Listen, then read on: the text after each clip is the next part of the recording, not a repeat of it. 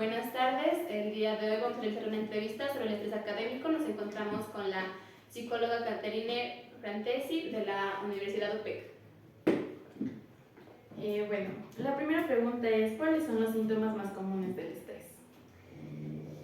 Bueno, dependiendo mucho de las personas y de la resiliencia que tenga para afrontar ciertos aspectos negativos y ciertos aspectos que conllevan al estrés, generalmente las situaciones que se viven son dolores de cabeza, tensión muscular,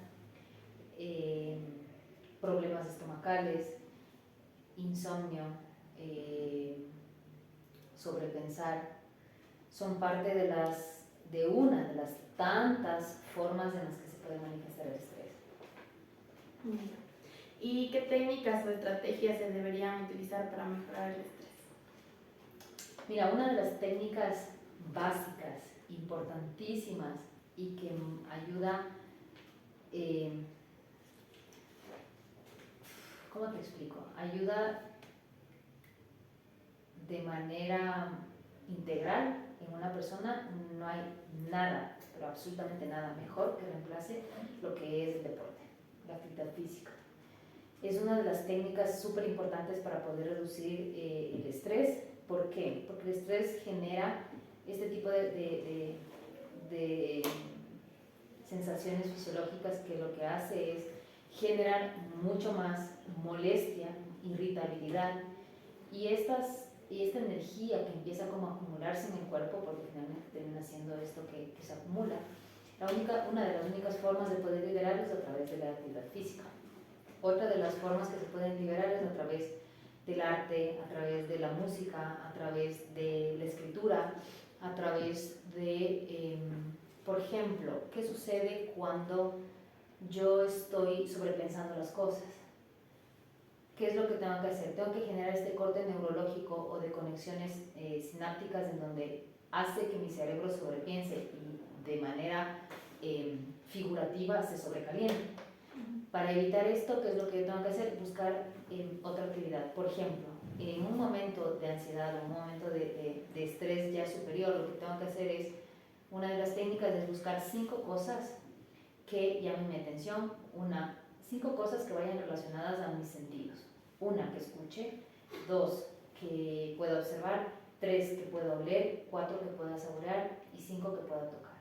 ¿Esto qué es lo que hace? Te corta estas comunicaciones que generalmente se entrelazan, como digo, neuronalmente a través de las sinapsis cerebrales, y permite que desenfoques tu atención al factor estresante.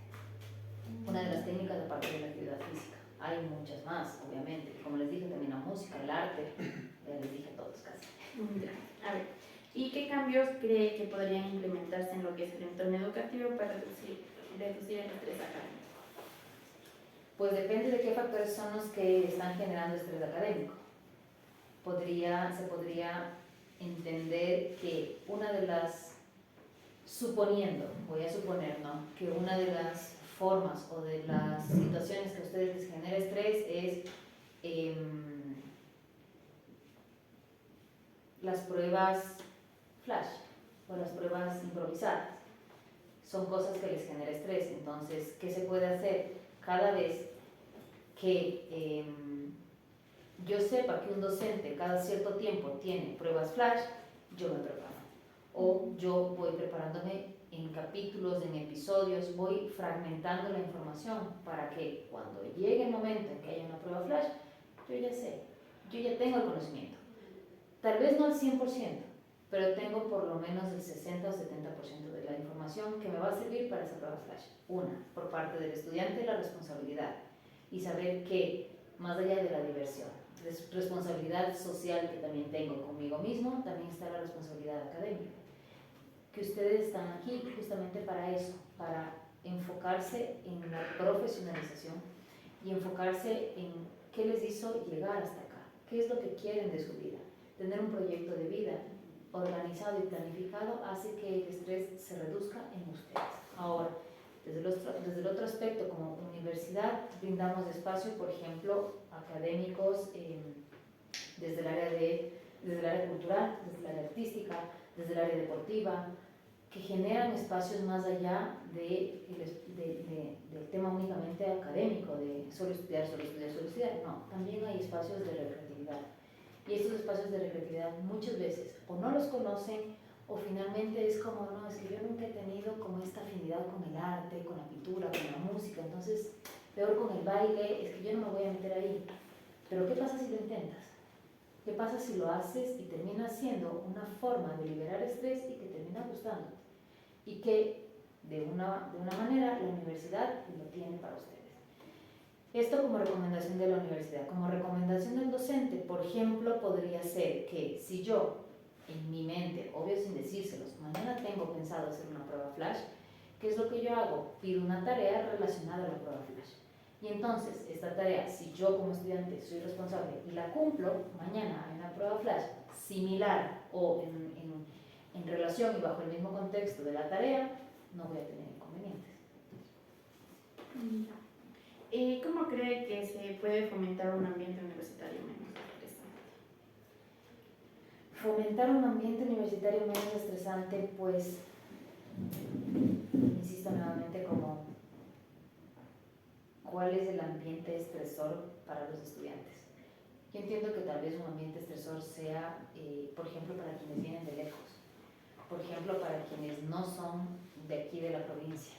Sí es importante también tener en cuenta estos espacios en donde puedan estar y sentirse acompañados o acompañadas las personas que vienen desde afuera y dejan a sus familias. Chiquititos, 17, 18 años, la primera vez que se alejan tanto de sus familias, eso puede ser un factor ambiental que genere estrés y que de una u otra manera no permita que yo tenga la adecuada concentración y atención en mis estudios y que finalmente mi mente siempre esté pensando en mi familia y en este duelo de pérdida de mi espacio familiar y que ahora vengo a un espacio distinto, a un espacio en el que tengo que empezar de cero básicamente, porque empiezo de cero. Empiezo con nuevas amistades, empiezo en un entorno en donde no conozco absolutamente a nadie, no conozco la ciudad, no conozco nada. Y más allá de esto, el ambiente de colegio con el ambiente universitario es completamente diferente. Y entonces, enfrentarme a todos estos factores, si no tengo adecuadas estrategias y herramientas para afrontarlos, herramientas sociales también sobre todo, o habilidades sociales, se me vuelve un cuesta arriba. Y entonces,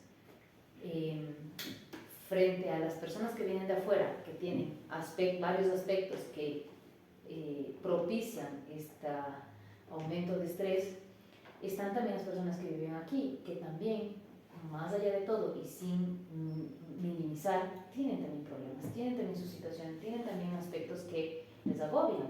Uno de estos, como digo, el cambio de colegio a universidad es completamente diferente.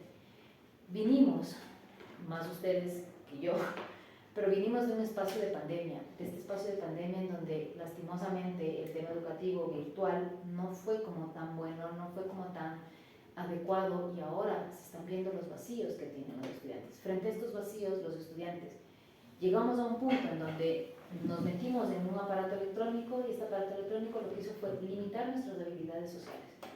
Dentro de esta limitación de habilidades sociales, yo ahora me veo enfrentando un mundo académico en donde necesito preguntar algo porque no lo sé, porque no lo aprendí en el colegio y porque cada vez escucho yo, es que esto tenían que haberlo aprendido en el colegio. Frente a eso, a mí me da una vergüenza terrible preguntar. ¿Por qué? Porque yo quedo como mal y en mi mente se genera un estrés en donde digo, ¿cómo pregunto? ¿Cómo hago para que no quedar básicamente como él o la persona que no estudió, no supo, no aprendió, como no tuvo la capacidad de entender en ese momento lo que otros tal vez sí lo tuvieron? Más allá de eso, estos espacios en donde se desarrollan habilidades sociales para poder afrontar, para poder preguntar, porque en las equivocaciones aprendemos más que todo, ¿cierto? Y perder ese miedo de preguntar, perder ese miedo de hablar, perder ese miedo de entablar nuevas relaciones sociales, de poder generar estos caminos de diálogo, abrir estos espacios de diálogo, es parte de una de las actividades que, por ejemplo, la universidad podría mejorar el ambiente educativo desde esta perspectiva. cómo entregar herramientas sociales a los y las estudiantes para que sus niveles de estrés frente al entorno social, que es donde básicamente estamos, resulte menos estresante. Eso por un lado. Académicamente, pues yo creo que académicamente tenemos varios espacios, ¿no? Uno es la biblioteca, donde podemos consultar, biblioteca virtual, biblioteca física, donde podemos consultar ciertas temáticas que tal vez no nos quedaron muy claras con los docentes. Hay las tutorías. Más allá de eso, también es responsabilidad nuestra ser un poco más recursivos y buscar. Ahora en internet encontramos todo. Lastimosamente en matemáticas o en tema de cálculo sí es como un poco complejo encontrar, no imposible, pero sí es un poco complejo, hay que buscar, obviamente se necesita tiempo, buscar a alguien que explique de la misma forma o metodología, más que forma, la metodología y la forma de resolución del docente que les está dando. ¿Por qué? ¿Qué sucede si yo les digo, o más bien el docente les explica, es que 2 por 1, estoy inventándome, ¿no? Es muy básico lo que me voy a inventar. 2 por 1, 2, pero en el internet lo que encuentran es 1 por 2.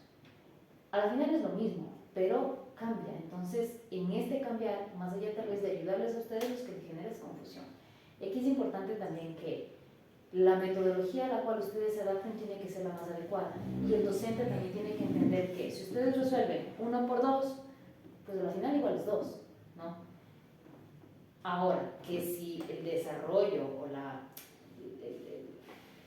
forma de resolver debe tener, exacto, debe tener un paso a paso adecuado, y este paso a paso no se puede cambiar, porque si yo hago este cambio del 2 por 1 y el 1 por 2, ahí sí obviamente voy a tener el conflicto y no lo voy a poder resolver.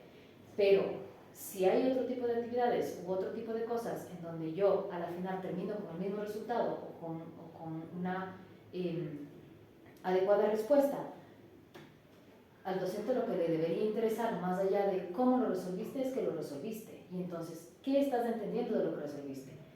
Te ponen un problema escrito y tú de ese problema planteas la fórmula. Está bien, lo resolviste. ¿Qué entendiste de la fórmula? ¿Qué es lo que tienes que resolver del problema en sí? Y entonces, eso es lo que el docente tiene también que interpretar de los estudiantes. Y es un tema de un estudio personalizado casi. Es complejo, no imposible, porque yo he visto aquí que sí, hay docentes que sí, cuando hay, por ejemplo, ciertas dificultades, se apersonan de cada uno de los estudiantes de, a ver, cuéntame tu dificultad, ¿qué está pasando? Ok, a ver, pero también es responsabilidad del estudiante poder entender hasta dónde yo logro, basándome siempre en el tema matemático, hasta dónde yo logro resolver el ejercicio. Y entonces, de aquí para allá, no puedo. ¿Por qué no puedo? ¿Qué me está bloqueando? Hay algo que no me está permitiendo avanzar. O de la frase, no me estoy identificando algo que es como el punto básico para poder resolver todo o poder responder la pregunta. Un poco por ahí. Otro tema que pueda mejorar el ambiente académico del estrés, los espacios recreativos, como ya lo dije, aprovéchenlos, en serio, aprovéchenlos porque son espacios súper buenos. A veces no tenemos tiempo y a veces preferimos decir, no, es que me voy a ir al gimnasio porque me resulta mejor. Aprovechemos estos tiempos. Del gimnasio pagamos. Aquí también hay gimnasio. Y aquí, de una u otra manera, también podemos aprovechar estos espacios. Como digo, no me puede gustar el arte, pero ¿qué pasa si a través del arte yo empiezo a soltar mi estrés? Que es una buena forma también. De hecho, hay técnicas de arteterapia. Otra, ¿cómo cree que el estrés académico puede afectar en la autoestima de los estudiantes? Híjole, este tema, sabes que lo abarcaba mucho con los estudiantes en cuanto a confianza personal. Hasta la semana pasada hablábamos con algunos niveles, hablábamos sobre la confianza personal. ¿Qué resulta? Que cuando lastimosamente tienes un docente, cuando tienes una persona, cuando tienes una crítica externa, no encasillamos solo a los docentes, no seamos tampoco tan directivos en este sentido, sino más bien como decir que una persona te critica, te juzga, te condiciona externamente al aspecto negativo y a decirte, es es que no puedes, es que mira cómo te equivocas, pero es que es tan fácil, ¿cómo es posible que no lo puedas hacer? Estas palabras resultan, si crecemos también con estas palabras y en la adultez también las recibimos, resultan un reforzamiento negativo en donde yo empiezo a generar baja autoestima, un bajo autoconcepto y una autoconfianza completamente destruidas. ¿Por qué? Porque cada vez que yo intento hacer algo nuevo, algo diferente, que me lo propongo, yo me freno. De hecho, de ahí también viene la procrastinación. Yo me freno y no lo hago. ¿Por qué? Porque ese locus interno que viene desde el inconsciente dado, ya está ahí diciéndome no voy a ser capaz. Y entonces, ¿qué es lo que haces? Generas conexiones neuronales que no te permiten ir más allá, no te permiten romper este miedo y no te permiten romper estas palabras que finalmente son las que te limitan a continuar, a hacerlo. Si te equivocas, no importa. Insisto, desde la equivocación nace el aprendizaje y va mucho más profundo que desde el acierto, porque el acierto ya lo hiciste, bueno, tal vez fue un tema, ok, me dediqué, lo hice bien, o un tema de suerte. ¿Quién quita? Cualquiera de las dos opciones tienen ahí. Pero si te equivocas, ok, ¿en qué me equivoqué? Lo reflexiono, lo miro y lo vuelvo a hacer. Y entonces en esa repetición refuerzas lo que ya hiciste bien y aprendes tal vez en lo que te equivocaste. Entonces, este locus interno lo que hace es reforzar estas palabras de incapacidad y bajar tu autoestima, bajar tu autoconfianza finalmente, porque siempre estás repitiéndote en la incapacidad. ¿Y qué pasa, por ejemplo, si te sacas un 3? Mañana estudiaste, te esfuerzas un poco más y sacas un 5. Ay, estudié tanto para sacar un 5. No. Subiste de 3 a 5, valora esos 2 puntos, dales crédito a esos 2 puntos. Ok, que también es una nota que todavía me falta reforzarla, que todavía no es lo que yo quiero. Ok, ¿qué pasó para no avanzar? ¿Qué sucedió? ¿Qué me faltó estudiar? Porque mi capacidad resulta que yo me puedo dedicar un poco más y del 5 puedo subir. Entonces no soy incapaz, simplemente que yo me pongo el muro de la incapacidad enfrente. Y este muro de la incapacidad implica que mi autoestima y mi autoconfianza no están reforzadas y están dadas desde este espacio de desvalorización. Cuando yo empiezo a valorar estos 2 puntos, yo empiezo a confiar y a tener esta capacidad de esforzarme más y de valorar y de decirme, yo sé que soy capaz. Me hace falta más esfuerzo, me hace falta entender algo más en clases, algún recurso, algo sucedió ahí, ok, mi planificación, ¿qué sucedió? Entonces yo tengo la posibilidad de replantearlo. Desde este replanteamiento yo puedo mejorar. Y entonces valoro lo que mejoro, pero no magnifico lo que tal vez digo, no es que yo quería sacar un 7, tenía que sacar un 7, saqué 5, entonces soy una cruz andando. No. Porque ahí es cuando nuestra autoestima nos juega en contra. Básicamente y coloquialmente es como nos latillamos por lo malo y por lo bueno es como, ya está. ¿Por qué no nos premiamos por lo bueno? ¿Por qué no nos mimamos por lo bueno? ¿Por qué no nos hablamos bonito por lo bueno? Pero si hacemos algo malo o nos sale algo mal, tenemos un repertorio bien puesto para atacarnos y autosabotearnos. Entonces, desde ahí viene dado este tema de generar una baja autoestima frente a esta situación de no rendir académicamente de manera adecuada. Muchas veces depende más de mí que del resto. No hay que hacer caso a lo que nos dicen. Básicamente, la experiencia del otro no me define a mí. Porque si yo, por ejemplo, te digo, es que tú, ¿cómo puede ser posible que no entiendas esto? Ok, tal vez yo tuve la oportunidad de leerlo en algún lado y lo aprendí desde mi experiencia.